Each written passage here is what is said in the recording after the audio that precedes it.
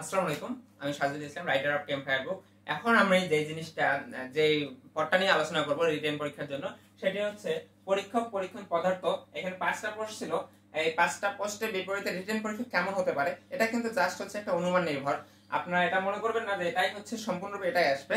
তবে আমরা আইবি এর প্রশ্ন প্যাটার্ন থেকে এটুকু ধারণা পেতে পারতেছি যে তারা নন ডিপার্টমেন্টাল পার্টে লিখিতের জন্য একটু বেশি মার্ক দিচ্ছে, আর ডিপার্টমেন্টাল পার্টের জন্য একটু কম দিচ্ছে।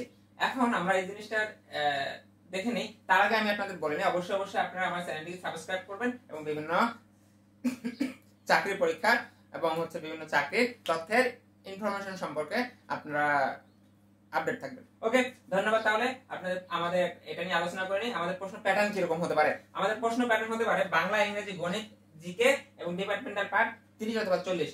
বাংলায় 10, ইংরেজিতে 10, গণিতে 10, সাধারণ জ্ঞানে 10। বাংলা অথবা ইংরেজিতে কখনো 10 অথবা 15 দিতে পারে, তবে এর বেশি দিবে না।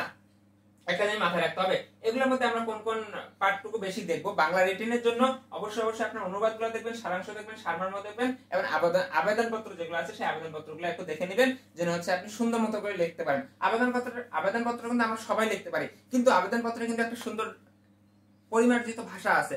আপনি যদি সে ভাষায় সুন্দর করে লিখতে পারেন তাহলে আপনি অবশ্যই ভালো মার্ক পাবেন। আর আমিও কিন্তু ভালো মতো লিখতে পারি, কিন্তু আমি না পড়ে গিয়ে যে পরিমাণ ভালো সুন্দর মতো লিখবো, আপনি পড়ে গেলে অবশ্যই সেই ধরনের পরিমার্জিত ভাষাটা ইউজ করতে পারবেন। এজন্য আমি বলবো আপনারা অন্ততপক্ষে হলো এই জিনিসগুলো একবার করে দেখে যান, তাহলেও আপনাদের জন্য কি ভালো হবে।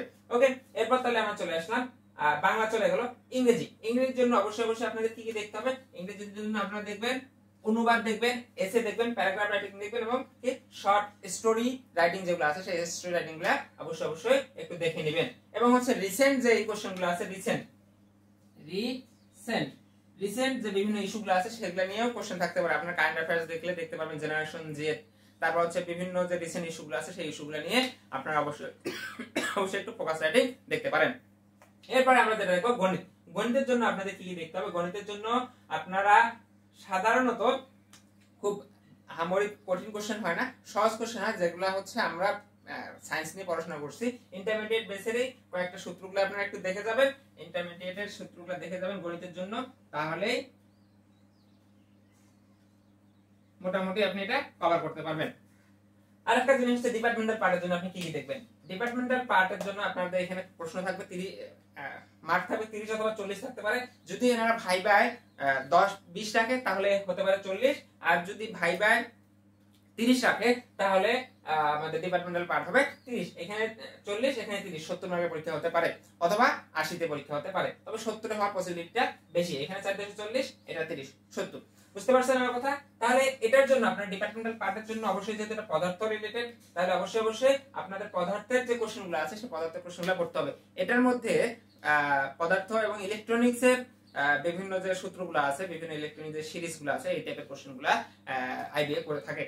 এবং আপনারা অবশ্যই দেখবেন এটার মধ্যে আপনারা ইন্টারমিডিয়েটের বইটা খুব সুন্দর মতো করে পড়ে ফেলবেন একবার, যে দুইটা পার্ট আছে, ফার্স্ট পার্ট, সেকেন্ড পার্ট, এবং যে বিভিন্ন ইফেক্টগুলো আছে সেগুলো ইম্পর্টেন্ট, আলোক যে তত্ত্বগুলো আছে সেগুলো, আলোর সূত্রগুলো, বিভিন্ন সূত্রের সময় এগুলো ইম্পর্টেন্ট। এবং ইলেকট্রনিক্স এর কিন্তু 2-3টা অধ্যায় আছে আপনারা দেখবেন ইন্টারমিডিয়েট বইয়ের মধ্যে। এই বেসিকের যে সূত্রগুলো ইন্টারমিডিয়েট বইয়ের মধ্যে হিউজ সূত্র আছে, এই সূত্রগুলো আপনারা পড়ে গেলেও কিন্তু আপনাদের কিছুটা কাজে দিবে। আমি বলতেছি না এখান থেকে ইন্টারমিডিয়েট থেকে 100% আসবে, ইন্টারমিডিয়েট থেকে আপনারা 60 থেকে 70 মধ্যে, দেখা হলো যে 30 এর মধ্যে 20 ওখান থেকে পাবেন, বাকি 10 আপনাদের অনার্স লেভেলে এবং মাস্টার্স লেভেলে দুই একটা কোশ্চেন অবশ্যই থাকতে হবে। অবশ্যই থাকতে হবে বিষয়টা এমন না, অবশ্যই থাকতে পারে, এটা আপনাদের মনে রাখতে হবে। কারণ আপনাকে সবগুলো যে ইন্টারমিডিয়েট বই থেকে দিয়ে আপনি কখনোই একটা চাকরিতে ভালো করতে পারবেন। ওই যে 1-2টা যারা ভালো করবে তারাই ধরে রাখতে পারেন যে তারা এগিয়ে থাকবে, এই। আর যারা সহজ কোশ্চেন ভুল করবে তারা তো একবারে আরো পিছিয়ে থাকবে। ধন্যবাদ সবাইকে, আসসালামু আলাইকুম।